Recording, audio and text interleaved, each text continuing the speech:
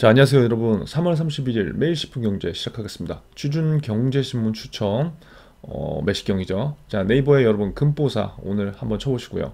매식경 검색한 다음에 링크 한번 타주세요. 오늘 안 하던 광고를 한번 하고 시작하겠습니다. 자, 오늘 주제는요 바로 이겁니다.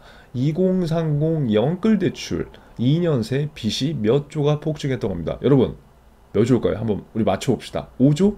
1번, 2번 10조, 3번 20조. 대충 감이 잡히시나요?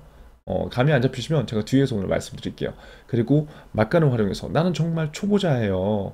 난 정말 초보자라서 요즘 너무 신문 읽는 게 어려워요. 그럼 우리가 쉽게 하는 게 매식경의 목적이기 때문에 요 세 가지의 단어의 뜻부터 한번 찾아보세요. 용어부터. 영끌이라는 단어를 알고 있나요? 대출이라는 단어를 알고 있나요? 여러분. 세 번째, 패닉바잉이라는 단어를 알고 있나요? 이 알고 모르고의 기준은 여러분이 이 용어를 다른 친구들한테 설명할 수 있을 정도가 되면 안다고 판단하시면 됩니다. 그래서 요 기준 한번 보시면서 바로 매식경 넘어가 볼게요. 2030 지금 영끌대출 2년 새 빚이 몇 조예요 여러분? 아까 100조예요 100조. 100조가 지금 폭증됐다는 거예요. 자, 한번 볼게요. 2030 세대의 빚이 작년 말 475조 8천억으로 2년 새 100조 가량이 늘었다. 자, 그러면 우리가 지금 기억해야 될 숫자는 이걸 꼭 외우라는 게 아니라 한번 감을 보자는 거죠. 그럼 이 숫자, 이러한 숫자가 중요한 건 뭐다? 여러분들 나중에 면접에 갔을 때, 뭐 BT 면접이나 인성 면접에 갔을 때 나도 모르게 이러한 숫자가 기억이 날 수가 있어요. 그러면 팩트 기반으로 뭔가 근거 있는 얘기를 하기엔 굉장히 좋아요. 그러니까 무조건 달달달 외우라는 게 아니라 적어도 2030 세대의 빚이 어느 정도인지 알면 굉장히 내가 유지할 수 있다는 거죠. 참, 빚이 약 얼마예요? 와, 작년 말에 약 500조라는 거예요. 약 500조. 우리는 기억에 넣어야 될 거는 약 500조라는 빚이 있다. 근데 2년 새에 100조가 늘었다. 계속 리마인드 해보세요.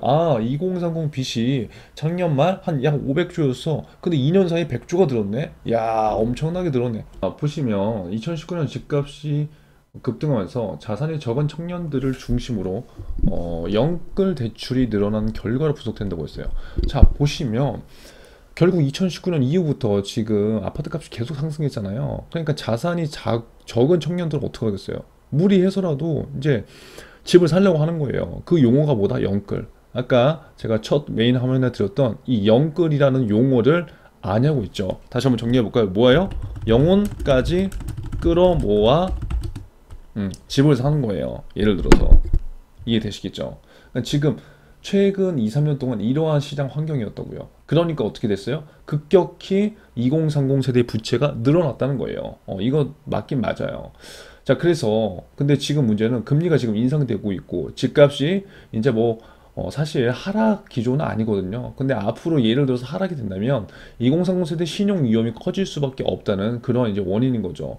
자, 급격히 불어난 지금 2030 세대의 부채 현황을 보면은 2019년부터 20년, 21년 우상향으로 계속 부채율이 증가하고 있는 거는 맞는 것 같아요. 이게 좋으니까 증가율이 아니라 지금 좋잖아요.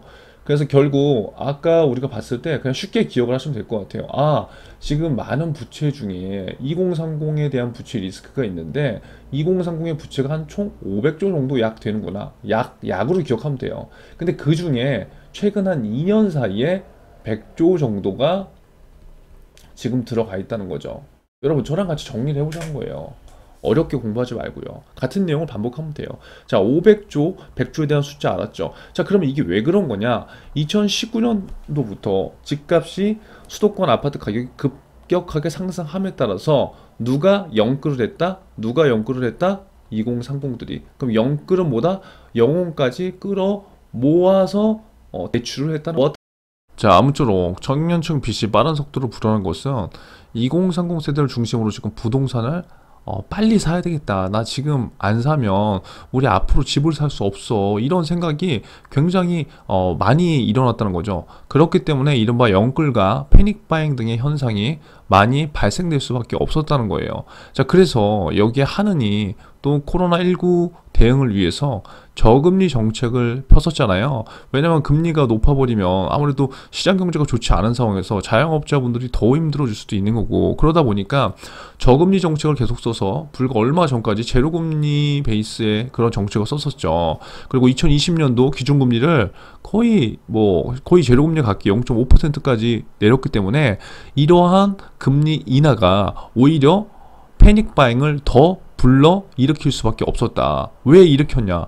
금리가 낮아진다는 건 뭐예요? 기준금리가 낮아진다는 건 시중은행의 금리도 당연히 낮아지겠죠. 그럼 낮아지면 어떠한 효과가 있어요?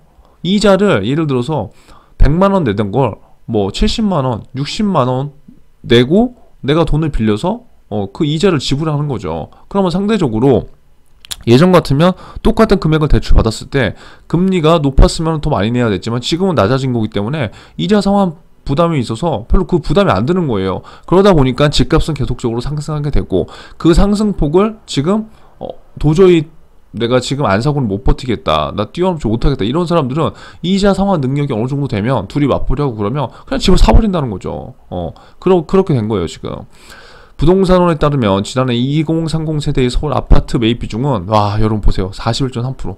여러분들이 조금 있다가 이제 취업을 하고 조금 있다가 이제 바로 결혼을 해서 바로 이제 아파트를 또 이렇게 살 거라고요. 그러니까 지금 우리가 공부를 열심히 해야 되는 게 뭐냐면, 경제신문에 답이 있는 게 절대 아니에요, 여러분. 이 기사를 제가 말씀드리잖아요. 이 기사가 우리가 처음에는 지금 지식이 없기 때문에 지식을 배우기 위해서 공부하는 건 매우 좋아요. 그런데 이 기사가 100% 맞는 기사는 아니라고요. 왜요? 기자분들의 생각이 다른 거고, 이 기사에도 광고성 기사가 있을 거고요. 이 기사에도 어떠한 의도가 반영된 기사가 있을 거예요. 그거를 여러분들이 지금 취업할 때부터 스킬을 싹 쌓아서 현직자가 돼서도 그러한 것들에 대해서 정보를 읽는 힘을 길러야 되는 거예요. 궁극적으로. 그게 뭐냐면, 그게 결국 관점의 전환이 될 수 있는 거예요. 제가 지금 판서를 하고 싶은데 지금 이 프로그램이 계속 꺼져갖고 지금 제가 한 5번째를 다시 촬영하고 있거든요. 그래서 겁이 나갖고 지금 제가 판서를 못하겠어요 지금. 그래서 결국 이거 무슨 말씀인지 아시겠죠? 오늘 영상 보고 모르시면은 댓글로 남겨주시던가 아니면 단톡방에 남겨주세요. 그럼 제가 확인을 다시 해드릴게요. 그래서 결국 지금 부동산 때문에 결국 2030의 부채가 많아졌다는 거예요. 그러니까 이게 100% 맞는 건 아닐 수 있어요. 하지만 어느 정도의 원인은 충분하다. 자, 그래서 하나의 금리 인상으로 주택담보대출 금리가 오르면서 지금 올렸죠, 기준금리. 그쵸? 그리고 지금부터는 금리 상승기입니다. 금리 하락기가 아니라, 이것도 모르면 안 됩니다, 우리가. 그래서 주택담보대출 금리가 오르면서 2030 세대 빚상환 부담이 커지고 있다. 자, 불과 작년까지만 하더라도 기준금리가 낮았기 때문에 이자 내는 부분이 적었으나 이제 우상향으로 금리가 올라갈 거기 때문에, 또 지금 오르고 있기 때문에 대출을 갚아야 되는 2030 세대 입장에서는 빚 상환 부담이 커지고 있고, 이 빚 상환 부담이 커지는 건 뭐예요? 월급은 똑같은데 내야 되는 이자가 늘어나는 거고, 이자가 늘어나는 건 뭐예요? 월급은 더 안 오르잖아요. 그럼 삶의 질이 좋아질까요? 나빠질까요? 나빠질 수밖에 없겠죠. 삶의 질이 나빠지면 어떻게 될까요? 스트레스 받겠죠. 스트레스 받으면 어떻게 될까요? 싸움하겠죠. 싸움하면 어떻게 해요? 기분 안 좋겠죠. 기분 안 좋으면 어떨까요? 삶에 낙이 없겠죠. 삶에 낙이 없으면 어떻게 될까요? 또 꺼졌습니다. 지금 6번째 꺼진 것 같아요. 자, 오늘 정리할게요. 자, 그래서 결국 내일 있잖아요. 내일 라이브 때, 내일 아침 6시 반에 우리 매식경 위클리 하는 거 아시죠? 내일 매식경 위클리에서 모두 다 정리해 보도록 하고요. 결국 오늘 신문 기사에서 핵심으로 우리가 봐야 될 건 뭐다? 2030 영끌 대출 2년 사이에 얼마가 증가했다? 100조. 100조라는 거 기억해 주시고, 총 한 500조라는 거. 그 다음에 영혼까지 끌어모으는 게 영끌. 대출은 당연히 돈을 빌려주는 거고요. 패닉 바잉은 뭘까요? 패닉 바잉. 마지막 요거 보고 우리가 마치도록 하겠습니다. 요거는 여러분들한테 제가 그냥 한번 같이 검색을 해서 한번 읽어보는 걸로 할게요. 패닉 바잉은 뭐예요? 최대한의 물량을 확보하려는 시장 심리의 불안으로 인해서 가격에 관계없이 발생하는 매점 매석 현상. 그러니까 이게 지금 부동산 시장도 어떻게 보면 수요와 공급의 이러한 법칙에 의해서 만들어져야 되는데, 지금 이 패닉 바잉은 집값이 계속적으로 무조건 올라갈 것 같아 라는 심리 지수가 이제 발동된 건데, 그 심리의 불안 때문에 이 가격들이 천정부지로 이제 뛸 수밖에 이제 없다는 거죠. 예를 들어서. 그래서 어떻게 보면 이게 공포라는 거예요, 공포. 여기 또 나오지만 가격 상승, 물량 소진 등에 대한 불안. 그러니까 서울 아파트의 가격이 왜 올라요? 수요 대비 공급이 없기 때문에, 그리고 물량이 빨리 소진될 것 같아요. 새 아파트가. 그러니까 이제 소비자들 불안한 거죠. 그래서 가격에 관계없이 생필품이나 주식, 부동산 등을 사들이는, 그러니까 가격에 관계없다는 건 뭐예요? 서울 아파트가 5억이나 10억이나 15억이나 상관없이 2030들이 지금 엄청 대출 받아서 산다는 거예요. 그러니까 이러한 것을 우리가 패닉 바잉이라고 한다. 이렇게 쉽게 정리를 하면서 오늘 매식경 마치도록 하겠습니다. 자, 다시 한번 말씀드리지만 네이버에 금보사 한번 쳐보세요. 금보사. 자, 쳐보시고 카페 한번 들어가 보시면 좋을 것 같습니다. 아무튼 오늘 하루 화이팅 하시고요. 오늘 정말 힘들었습니다. 지금 이 짧은 걸 하는데 6번이 끊겨갖고요. 뭔가 조치가 필요할 것 같습니다. 여러분 3월 마무리 잘 하시고요. 우리 4월 1일 내일 라이브 때 뵙겠습니다.